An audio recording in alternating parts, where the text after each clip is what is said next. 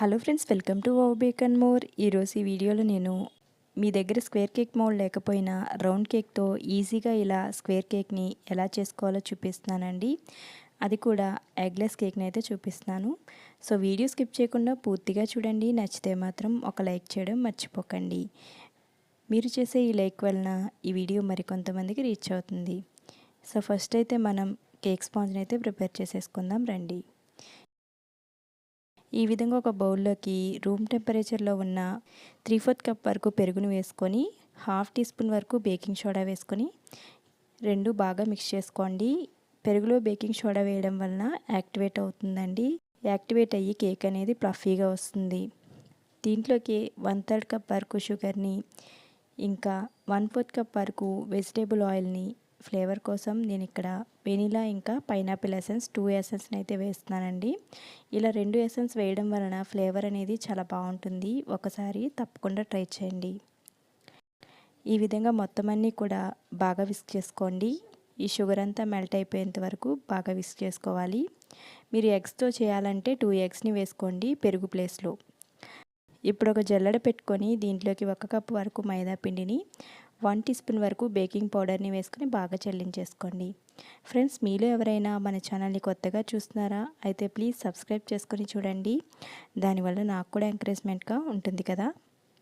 So ఈ విధంగా జల్లించుకున్న తర్వాత ఎలాంటి లంప్స్ లేకుండా కేక్ బ్యాటర్ కన్సిస్టెన్సీ వచ్చేంత వరకు కూడా బాగా మిక్స్ చేసేసుకోండి.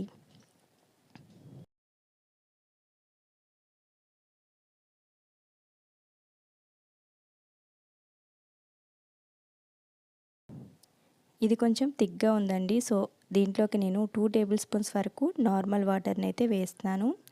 ఈ విధంగా వాటర్ వేసుకొని బాగా మిక్స్ చేసేసుకుంటున్నాను. మీరు వాటర్ ప్లేస్లో పాలను కూడా యూజ్ చేసుకోవచ్చు. నేనైతే వాటర్ వేసాను. చూస్తున్నారు కదా, మన కేక్ బ్యాటర్ అనేది రిబ్బన్ కన్సిస్టెన్సీలో రావాలండి. అప్పుడే మనకి పర్ఫెక్ట్ అయిన కేక్ స్పాంజ్ అయితే వస్తుంది. చూస్తున్నారు కదా, ఈ విధంగా రావాలి. ఇప్పుడు నేను 6 ఇంచ్ కేక్ టిన్లో ఆల్రెడీ ఆయిల్ గ్రీస్ చేసుకొని బటర్ పేపర్ లైన్ చేసి రెడీగా ఉంచానండి. దీంట్లోకి ఈ బ్యాటర్ అంతా కూడా ట్రాన్స్ఫర్ చేసేస్తున్నాను. ఈ విధంగా మొత్తం బ్యాటర్ వేసుకున్న తర్వాత ఒకసారి బాగా ట్యాప్ చేసేసుకోండి. ఇప్పుడు ప్రీహీట్ చేసుకున్న కడాయిలో ఈ మోల్డ్ని ఉంచి 25 to 30 మినిట్స్ వరకు లో ఫ్లేమ్లో బేక్ చేసుకోండి. 30 మినిట్స్ తర్వాత ఈ విధంగా నైఫ్ కుచ్చి చెక్ చేసుకుని క్లీన్గా రావాలండి. ఇప్పుడు దీన్ని కంప్లీట్గా కూల్ చేసుకుందాం. ఈలోపు విప్పింగ్ క్రీమ్ని అయితే ప్రిపేర్ చేసుకుందాము. ఇక్కడ నేను 1 కప్ వరకు విప్పింగ్ క్రీమ్ని కొంచెం ఎసెన్స్ అయితే వేసుకొని ఈ విధంగా విప్ చేసుకున్నానండి. చూస్తున్నారు కదా, ఇప్పుడు మన కేక్ కూడా కంప్లీట్గా కూల్ అయిపోయింది. ఈ విధంగా నైఫ్తో చుట్టూ అనుకుని ఒకసారి ట్యాప్ చేస్తే మన పర్ఫెక్ట్ అయిన కేక్ స్పాంజ్ అయితే వచ్చేస్తుంది. చూస్తున్నారు కదా, ఈ విధంగా. ఇప్పుడు ఈ కేక్ని అయితే నేను 3 లేయర్స్ లాగా కట్ చేసుకుంటున్నానండి. మీరు కొత్తగా బేకింగ్ చేస్తున్నట్లయితే 2 లేయర్స్ కట్ చేసుకోండి. మీకు ఈజీగా ఉంటుంది. ఫ్రాస్టింగ్ చేయడానికి కూడా ఈజీగా ఉంటుంది. లేయర్స్ కట్ చేయడం ఈజీగా ఉంటుంది, ఇంకా ఫ్రాస్టింగ్ చేయడం కూడా ఈజీగా ఉంటుంది.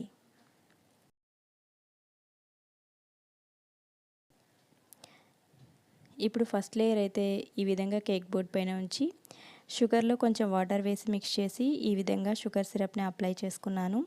తర్వాత విప్పింగ్ క్రీమ్తో ఈ విధంగా ఒక లేయర్ అయితే వేస్తున్నాను. అదేవిధంగా సెకండ్ లేయర్ని కూడా ఉంచి సేమ్ ప్రాసెస్ అయితే చేస్తున్నాను. అదేవిధంగా 3 లేయర్స్ని కూడా ఉంచి సేమ్ అయితే చేయాలండి.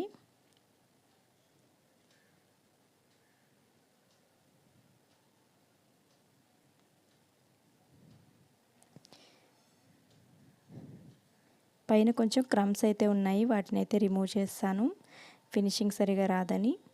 సో ఈ 3 లేయర్స్ని కూడా ఈ విధంగా ఒకసారి విప్పింగ్ క్రీమ్తో మొత్తం కవర్ చేసేసుకోండి. ఇప్పుడు మనం రౌండ్ కేక్ని స్క్వేర్ కేక్లా చేస్తున్నాం కాబట్టి నేను క్లిప్లో చూపిస్తున్న విధంగా సేమ్ అలానే కట్ చేసుకోండి. అప్పుడు ఒక్కొక్క పీస్ని టర్న్ చేసుకుంటూ రావాలి.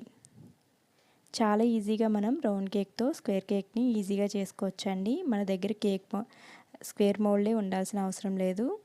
సో మనకి ఏ షేప్ కావాలంటే ఆ షేప్ ఈజీగా చేసుకోవచ్చు. ఒక్క రౌండ్ కేక్ టిన్ ఉంటే చాలు. చూస్తున్నారు కదా, మొత్తం కార్నర్స్ బయటకు వచ్చేలాగా రౌండ్ అంతా లోపలికి ఉండేలాగా ఈ విధంగా అరేంజ్ చేసుకోవాలండి. చూస్తున్నారు కదా, ఎంత ఈజీగా అరేంజ్ చేసేసామో. ఇప్పుడు చుట్టూ కూడా క్లీన్ చేసేసుకొని మిడిల్లో మనకి కొంచెం ప్లేస్ ఉంది కదా, ఆ ప్లేస్లో విప్పింగ్ క్రీమ్తో కవర్ చేసేస్తున్నాను. ఇప్పుడు స్క్వేర్ కేక్ని మొత్తం అంతా విప్పింగ్ క్రీమ్తో ఫినిషింగ్ అయితే చేసేసుకోవాలి. ఎంతో ఈజీగా మనం ఇలా మౌల్డ్ లేకపోయినా ఈజీగా స్క్వేర్ కేక్ని అయితే చేసుకోవచ్చండి. మన ఛానల్లో రౌండ్ కేక్తో హార్ట్ షేప్ కేక్ని, రౌండ్ కేక్తో యూనికార్న్ కేక్ని, రౌండ్ కేక్తో బటర్ఫ్లై కేక్ని, ఈ విధంగా చాలా రకాల కేక్స్ని అయితే ప్రిపేర్ చేశానండి. సో ఇంతవరకు చూడకపోతే తప్పకుండా చూడండి. చాలా ఈజీగా అయితే చేసుకోవచ్చు. కటింగ్ అయితే ఈజీగానే ఉంటుందండి.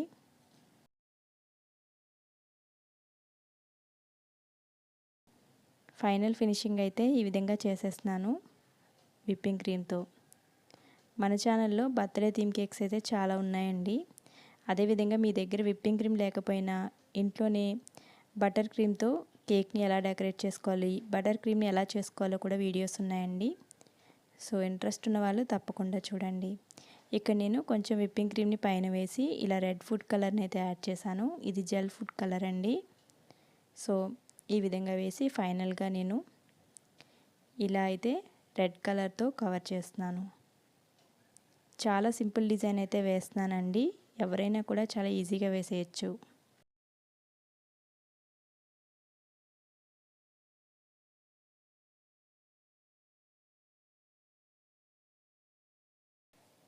చూస్తున్నారు కదా, ఈ విధంగా ఫైనల్గా స్క్రాపర్తో ఈ విధంగా డిజైన్ అయితే చేస్తున్నాను.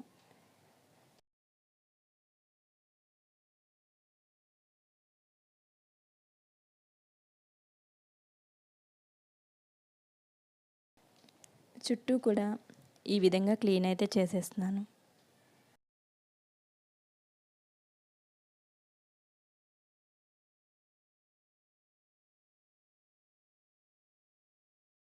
ఇప్పుడు నేను ఇలా లీఫ్ నాజల్ని ఉంచి చిన్న చిన్న ఫ్లవర్స్ అయితే వేస్తున్నానండి. చూస్తున్నారు కదా, ఈ విధంగా ఆ కార్నర్లో ఒక ఫ్లవర్, ఈ కార్నర్లో ఒక ఫ్లవర్ అయితే వేస్తున్నాను.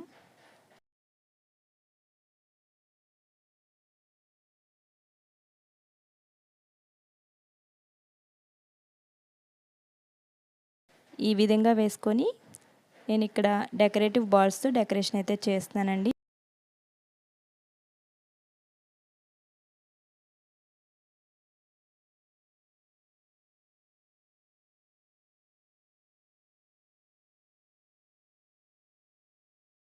కింద కూడా ఇదే విధంగా లీఫ్ నాజల్తో ఇలా డిజైన్ అయితే చేస్తున్నానండి.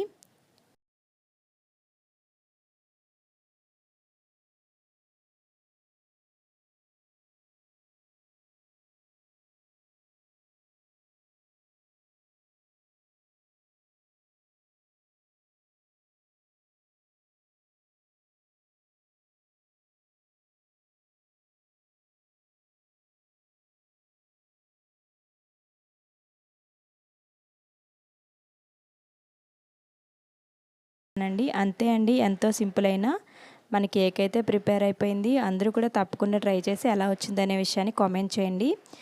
అదేవిధంగా వీడియో నచ్చితే తప్పకుండా ఒక లైక్ చేసి మీ ఫ్రెండ్స్ అండ్ ఫ్యామిలీతో షేర్ చేసుకోండి. మరిన్ని బేకింగ్ వీడియోస్ చూడడానికి ఛానల్ని అయితే సబ్స్క్రైబ్ చేసుకోండి. Thanks for watching.